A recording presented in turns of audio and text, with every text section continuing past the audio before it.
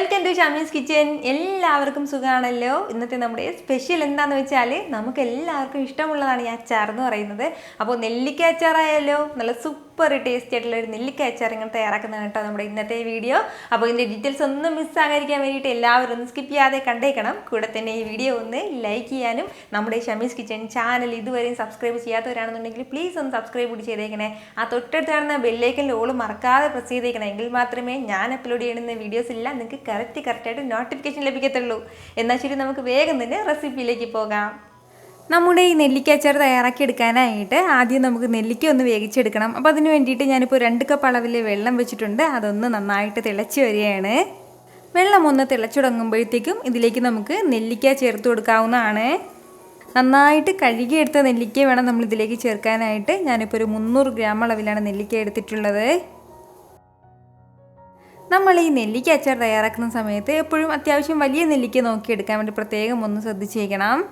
നെല്ലിക്ക ചേർത്ത് കൊടുത്ത് വെറും ഒരു 2 മിനിറ്റ് മാത്രം ഒന്ന് ചൂടാക്കിയാൽ മതിയാവും കേട്ടോ. ഒരുപാട് സമയമായിട്ട് നമ്മൾ തിളപ്പിക്കരുത്, എങ്കിൽ പിന്നെ നെല്ലിക്കയിൽ നന്നായിട്ടൊന്ന് വെന്ത് കുഴഞ്ഞു പോകും. അങ്ങനെ നമുക്ക് ആവശ്യമില്ല. 2 മിനിറ്റ് മാത്രം ഇതൊന്ന് ചൂടാക്കി കിട്ടിയാൽ മതിയാവും. ഇതിപ്പോൾ വെള്ളത്തിൽ ഇങ്ങനെ തിളയ്ക്കാൻ തുടങ്ങിയിട്ട് ഒരു 2 മിനിറ്റോളം ആയിട്ടുണ്ട്. അപ്പോൾ ഇത്രയും തന്നെ മതി. ഇനി നമുക്ക് കൂടുതൽ സമയത്ത് തിളപ്പിക്കേണ്ട ആവശ്യമില്ല. ഇനി നമുക്ക് വേണ്ട എന്താണെന്ന് വെച്ചാൽ ഈ വെള്ളം കംപ്ലീറ്റ് ആയിട്ടൊന്ന് മാറ്റി വയ്ക്കണം, കളയരുത്. കാരണം നമുക്ക് നെല്ലിക്ക അച്ചാറിലേക്ക് ചേർക്കേണ്ടതായിട്ടുണ്ട്. അതിനുശേഷം ഓരോ നെല്ലിക്കയും നമുക്ക് ചെറിയ ചെറിയ പീസാക്കിയിട്ട് ഒന്ന് കട്ട് ചെയ്ത് എടുക്കാവുന്നതാണ്. ഇനി നമുക്ക് വേണ്ടത് ഒരു കടായി ഒന്ന് ചൂടായി വരുന്ന സമയം അതിലേക്ക് നമുക്ക് ഒരു 1/4 കപ്പ് അളവിൽ എണ്ണ ചേർത്ത് കൊടുക്കാം. അപ്പോൾ നമ്മൾ അച്ചാറിന് എടുക്കുന്ന ഏത് എണ്ണ വേണമെങ്കിലും നമുക്ക് എടുക്കാവുന്നതാണ്. എള്ളെണ്ണ ഉണ്ടെങ്കിൽ അതാണ് ഏറ്റവും നല്ലത് കേട്ടോ അച്ചാറിന് എപ്പോഴും. അപ്പോൾ ഒരു 1/4 കപ്പ് അളവിലാണ് ഞാനിപ്പോൾ എടുത്തിട്ടുള്ളത്. എണ്ണ ഒന്ന് ചൂടായി വരുന്ന സമയം ഇതിലേക്ക് നമുക്ക് 1 ടേബിൾ സ്പൂൺ അളവിൽ കടുക് ചേർത്ത് കൊടുക്കാം.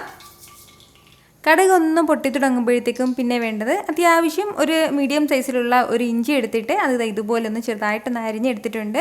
ആ ഇഞ്ചിയുടെ കഷ്ണം നമുക്ക് ഇതിലേക്ക് ചേർക്കാം. കൂടെ തന്നെ ഒരു 30 ഗ്രാം അളവിൽ വെളുത്തുള്ളി അല്ലി എടുത്തിട്ടുണ്ട്. ആ വെളുത്തുള്ളി അല്ലിയും കൂടി. അപ്പോൾ ഇത് രണ്ടും കൂടി ചേർത്ത് കൊടുത്ത ശേഷം നല്ല രീതിക്ക് തന്നെ എല്ലാം കൂടി ഒന്ന് വറുത്ത് കൊടുക്കുകയാണ്. ഇഞ്ചി വെളുത്തുള്ളിയുടെയൊക്കെ ആ ഒരു പച്ചമണം മാറുന്നവരെ മാത്രം നമുക്ക് നന്നായിട്ട് ഇതെല്ലാം കൂടി ഒന്ന് വറുത്ത് കൊടുക്കാം. ഇഞ്ചി വെളുത്തുള്ളി പേസ്റ്റ് ചേർക്കാൻ വേണ്ടി നിൽക്കരുത്. ഇതുപോലെ അരിഞ്ഞ് തന്നെ ഒന്ന് ഫ്രഷ് ആയിട്ട് ചേർത്തേക്കണം. ഇഞ്ചി വെളുത്തുള്ളിയുടെ എല്ലാം ആ ഒരു പച്ച ടേസ്റ്റ് എല്ലാം ഒന്ന് മാറിക്കഴിഞ്ഞാൽ പിന്നെ ഇനി നമുക്ക് വേണ്ടത് ഇതുപോലെ ഒരു 6-7 വറ്റൽമുളക് എടുത്തിട്ടുണ്ട് കേട്ടോ. ആ വറ്റൽമുളക് നമുക്ക് ഇതിലേക്കൊന്ന് ചേർക്കാം. കൂടെ തന്നെ കുറച്ച് കറിവേപ്പിലയും കൂടി. അപ്പോൾ കറിവേപ്പിലയും ചേർത്ത് കൊടുത്ത ശേഷം നല്ല രീതിയിൽ തന്നെ എല്ലാം കൂടി ഒന്ന് വറുത്ത് കൊടുക്കുകയാണ്. ഇതുപോലെ ഒന്ന് വറുത്ത് കഴിഞ്ഞാൽ പിന്നെ ഇനി നമുക്കിതിലേക്ക് വേണ്ടത് പച്ചമുളകാണ്. ഞാനിപ്പോൾ ഇതിലേക്ക് ഒരു 6 പച്ചമുളക് എടുത്തിട്ടുണ്ട്. ആ പച്ചമുളക് നമുക്കിതിലേക്ക് ചേർക്കാം. പച്ചമുളകും ചേർത്ത് കൊടുത്ത ശേഷം നല്ല രീതിയിൽ തന്നെ വീണ്ടും ഒന്ന് വഴറ്റി കൊടുക്കുകയാണ്. ഇതുപോലെ ഒന്ന് വറുത്ത് കഴിഞ്ഞാൽ ഇനി നമുക്കിതിലേക്ക് ആവശ്യമായിട്ടുള്ള മസാലകളും കൂടി ചേർക്കാവുന്നതാണ് കേട്ടോ. ഒരുപാട് സമയത്ത് നമ്മളിത് ഇളക്കേണ്ട ആവശ്യമൊന്നുമില്ല. ഇനി ഇതിലേക്ക് മസാലകൾ ചേർത്ത് കൊടുക്കാം. ഞാനിപ്പോൾ ഇതിലേക്ക് ഒരു 4 ടേബിൾ സ്പൂൺ അളവിൽ മുളക് പൊടി ചേർത്ത് കൊടുക്കുകയാണ്. എരിവൊക്കെ നമ്മുടെ ടേസ്റ്റിനനുസരിച്ചിട്ട് ചേർക്കാവുന്നതാണ് കേട്ടോ. കൂടെ തന്നെ പിന്നെ വേണ്ടത് 1 ടീസ്പൂൺ അളവിൽ മഞ്ഞൾപ്പൊടിയും കൂടിയാണ്. അതുപോലെ പിന്നെ വേണ്ടത് ഒരു 1/4 ടീസ്പൂൺ അളവിൽ കായപ്പൊടിയും കൂടിയാണ്. ഒരു 1/2 ടീസ്പൂൺ അളവിൽ ഉലുവ പൊടിച്ചതും കൂടി. നമ്മുടെ ഈ മസാലകളും ചേർത്ത് കൊടുത്ത ശേഷം നല്ല രീതിയിൽ തന്നെ എല്ലാം കൂടി ഒന്ന് വറുത്ത് കൊടുക്കുകയാണ്. മസാല ചേർത്ത് കൊടുത്തു കഴിഞ്ഞാൽ പിന്നീട് ഫ്ലെയിം നന്നായിട്ടൊന്ന് കുറച്ച് തന്നെ വെച്ചിരിക്കണം. ഫ്ലെയിം പിന്നീട് കൂട്ടി വെക്കാൻ വേണ്ടി നിൽക്കരുത്, എങ്കിൽ പിന്നെ പെട്ടെന്ന് തന്നെ മസാല കരിഞ്ഞു പോകും. അതിൻ്റെ പേരിലാണ്. ഒരുപാട് നാൾ കേടാകാതിരിക്കാൻ വേണ്ടിയിട്ട് എപ്പോഴും മസാല നന്നായിട്ട് തന്നെ ഒന്ന് ചൂടായിട്ടുണ്ടാവണം. ഇനി ഇതിലേക്ക് കൂടുതൽ മസാലകൾ എന്തെങ്കിലും ചേർക്കണം എന്നുണ്ടെങ്കിൽ അത് ഇതിലേക്ക് നേരിട്ട് ഡയറക്റ്റായിട്ട് ചേർക്കാൻ വേണ്ടി നിൽക്കരുത്. അത് പ്രത്യേകം നമ്മളൊരു ചീടച്ചട്ടിയിലോ അല്ലെങ്കിൽ ഒരു കടായിലോ വെച്ചിട്ട് നന്നായിട്ടൊന്ന് ചൂടാക്കിയതിന് ശേഷം മാത്രമേ ചേർക്കാൻ വേണ്ടി പാടുള്ളൂ. അതൊന്ന് പ്രത്യേകം ശ്രദ്ധിച്ചേക്കണേ. ഇപ്പോൾ നമ്മുടെ മസാലകളെല്ലാം നന്നായിട്ട് നിന്ന് ചൂടായി കിട്ടിയിട്ടുണ്ട്. ഇത്രയും ആയിക്കഴിഞ്ഞാൽ ഇതിലേക്ക് ഇനി ആവശ്യമായിട്ടുള്ള വെള്ളം ചേർത്ത് കൊടുക്കണം. അപ്പോൾ നമ്മൾ നേരിട്ട് പച്ചവെള്ളമൊന്നും ചേർക്കാൻ വേണ്ടി നിൽക്കരുത്. നമ്മൾ നേരത്തെ നെല്ലിക്ക വേവിച്ചെടുത്തില്ലേ വെള്ളം, ആ ഒരു വെള്ളം വേണം ഇതിലേക്ക് ചേർക്കാനായിട്ട്. ആവശ്യത്തിനുള്ള വെള്ളം, നമുക്ക് എത്രത്തോളം ഗ്രേവി വേണമോ അതിനനുസരിച്ചിട്ടുള്ള വെള്ളം ചേർത്ത് കൊടുക്കാവുന്നതാണ്. ഞാനിപ്പോൾ ഇതിലേക്ക് 1 കപ്പ് അളവിലാണ് വെള്ളം ചേർത്ത് കൊടുക്കുന്നത്. കൂടെ തന്നെ നമ്മുടെ ഈ നെല്ലിക്ക അച്ചാറിനും ആവശ്യമായിട്ടുള്ള ഉപ്പും കൂടി ഒന്ന് ചേർത്ത് കൊടുക്കുക. നമ്മൾ നേരത്തെ നെല്ലിക്ക വേവിച്ചെടുത്ത സമയത്തൊന്നും ഉപ്പ് ചേർത്തിട്ടില്ലായിരുന്നു. അപ്പോൾ ആ നെല്ലിക്കയ്ക്കും കൂടി ആവശ്യമായിട്ടുള്ള ഉപ്പ് വേണം ചേർക്കാനായിട്ട്. ഉപ്പും കൂടി ചേർത്ത് കൊടുത്തു കഴിഞ്ഞാൽ ഇനി ഇത് വീണ്ടും നന്നായിട്ട് ഇതെല്ലാം കൂടി ഒന്ന് യോജിപ്പിച്ച് കൊടുക്കണം. ഇനി നമുക്ക് വേണ്ട എന്താണെന്ന് വെച്ചാൽ നല്ലതുപോലെ ഒന്ന് തിളച്ച് വരട്ടെ. ഇപ്പോൾ ഇതുപോലെ നന്നായിട്ട് ഇതൊന്ന് തിളച്ചിട്ടുണ്ട്. ഇതുപോലെ ഒന്ന് തിളച്ച് തുടങ്ങുന്ന ഈ ഒരു സമയം ആകുമ്പോഴത്തേക്കും ഇതിലേക്ക് നമ്മൾ നേരത്തെ വേവിച്ച് മാറ്റി വെച്ചിരുന്നില്ലേ നമ്മുടെ നെല്ലിക്ക, അതൊന്ന് ഈ ഒരു അളവിൽ ഞാനൊന്ന് അരിഞ്ഞെടുത്തിട്ടുണ്ട്. ആ നെല്ലിക്ക ചേർക്കാം. നെല്ലിക്കയും ചേർത്ത് കൊടുത്ത ശേഷം നല്ല രീതിയിൽ തന്നെ ഇതെല്ലാം കൂടി ഒന്ന് ഇളക്കി യോജിപ്പിച്ച് കൊടുക്കാവുന്നതാണ്. ഇനി എല്ലാ സമയത്തും നമ്മൾ ഫ്ലെയിം ഒന്ന് നന്നായിട്ട് കുറച്ചാണ് വെച്ചിരിക്കേണ്ടത്. ഒരുപാട് ഫ്ലെയിം വെക്കാൻ വേണ്ടി നിൽക്കരുത് ഈ സമയത്തൊന്നും. നമ്മുടെ ഈ മസാലക്കൂട്ടെല്ലാം നെല്ലിക്കയിൽ നന്നായിട്ടൊന്ന് യോജിക്കുന്നത് പോലെ ഒന്ന് ഇളക്കി കൊടുത്താൽ മതിയാവും. ഒരുപാട് സമയത്ത് ഇളക്കി വീണ്ടും ഇത് നമ്മുടെ നെല്ലിക്ക ചൂടാക്കി വേവിച്ചെടുക്കാൻ വേണ്ടി പാടില്ല.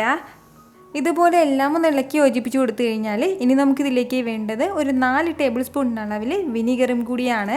അപ്പോൾ നമ്മൾ ഈ വിനാഗിരി ചേർക്കുന്ന സമയത്ത് ചെറിയൊരു പുളിപ്പ് കിട്ടും. കൂടെ തന്നെ നമ്മുടെ ഈ അച്ചാർ വന്നിട്ട് കേടാകാതിരിക്കാൻ സഹായിക്കും. അതുപോലെ തന്നെ പിന്നെ ഇനി വേണ്ടത് ഒരു 2 ടേബിൾ സ്പൂൺ അളവിൽ ശർക്കരയും കൂടിയാണ്. നമ്മൾ ഈ ശർക്കര ഈ അച്ചാറിലേക്ക് ചേർക്കുന്ന സമയത്ത് നമ്മുടെ അച്ചാറിൻ്റെ ആ ഒരു പുളിയും അതുപോലെ തന്നെ എരിവും ഉപ്പും ഒക്കെ നന്നായിട്ടൊന്ന് ബാലൻസ് ആക്കുകയും ചെയ്യും. ഒരു ചെറിയൊരു സ്വീറ്റ്നെസ്സും കിട്ടും കേട്ടോ.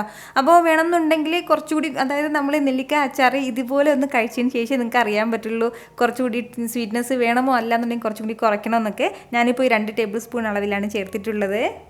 ഈ ശർക്കരയും ചേർത്ത് കൊടുത്ത ശേഷം വീണ്ടും നന്നായിട്ട് എല്ലാം കൂടി ഒന്ന് ഇളക്കി യോജിപ്പിച്ച് കൊടുക്കുകയാണ്. ഇപ്പോൾ നമ്മുടെ അച്ചാറിലെ ഗ്രേവിയൊക്കെ നല്ല പെർഫെക്റ്റ് ആയിട്ട് തന്നെ ഉണ്ട്. അപ്പോൾ ഇത് ചെറുതായിട്ടൊന്ന് തിള വന്ന് തുടങ്ങിയാണ്. ഈ ഒരു സമയമാകുമ്പോഴത്തേക്കും നമുക്ക് ഫ്ലെയിം ഒന്ന് ഓഫ് ചെയ്ത് കൊടുക്കാവുന്നതാണ്. ഇനി നമുക്ക് വേണ്ട എന്താണെന്ന് വെച്ചാൽ കുറഞ്ഞതൊരു 3-4 ദിവസം കഴിയുമ്പോഴാണ് നമ്മുടെ ഈ നെല്ലിക്ക അച്ചാറിൻ്റെ ആ കറക്റ്റ് തന്നതായ രുചി നമുക്കറിയാൻ വേണ്ടി പറ്റുന്നത്. അതായത് ഇപ്പോൾ ഈ നെല്ലിക്കയിലേക്ക് മസാല കൂട്ടും അതുപോലെ തന്നെ ആ പുളിയും എരിവും മധുരം ഒന്നും പിടിച്ചിട്ടില്ല. അപ്പോൾ അതൊന്ന് പിടിച്ച് കിട്ടാനായിട്ട് ഒരു 3-4 ദിവസം നമുക്കൊന്ന് വെയിറ്റ് ചെയ്യേണ്ടതായിട്ടുണ്ട്. അപ്പോൾ അതൊന്ന് ഒരു 3-4 ദിവസം ഒന്ന് ക്ഷമിച്ചൊന്ന് വെയിറ്റ് ചെയ്തതിന് ശേഷം നമുക്ക് നല്ല സൂപ്പറായിട്ട് ഒന്ന് സെർവ് ചെയ്യാവുന്നതാണ് കേട്ടോ.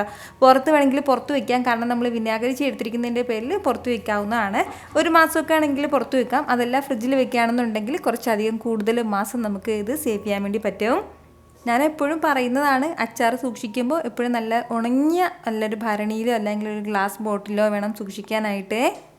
നമ്മുടെ ഈ നെല്ലിക്ക അച്ചാർ കാണുമ്പോൾ തന്നെ നാവിൽ കപ്പലോടുന്നില്ലേ? ഉറപ്പായിട്ട് നെല്ലിക്ക വാങ്ങുന്ന സമയത്ത് ഇതുപോലെ ഒരു അച്ചാർ ഉണ്ടാക്കി നോക്കണം കേട്ടോ. എന്നിട്ട് നിങ്ങളുടെ ഫീഡ്ബാക്ക് കൂടി എനിക്കൊന്ന് മറക്കാതെ അറിയിച്ചേക്കണം. അപ്പോൾ ഈ വീഡിയോ ഇഷ്ടമായാൽ ഇതൊന്ന് ലൈക്ക് ചെയ്തേക്കണം. കൂടെ തന്നെ നിങ്ങളുടെ ഫ്രണ്ട്സിനും ഫാമിലിക്കും എല്ലാവർക്കും ഇതൊന്ന് ഷെയർ കൂടി ചെയ്ത് കൊടുക്കാം. വീണ്ടും നല്ലൊരു ഉഷാറ് വീഡിയോ ആയിട്ട് നാളെ 2 മണിക്ക് കാണാം കേട്ടോ. അപ്പോൾ അതുവരേക്കും എല്ലാവരും ഹാപ്പി ആയിട്ടിരിക്കുക, സന്തോഷമായിട്ടിരിക്കുക, എല്ലാവരും സേഫ് ആയിട്ടിരിക്കണം. Take care friends. ടാറ്റാ.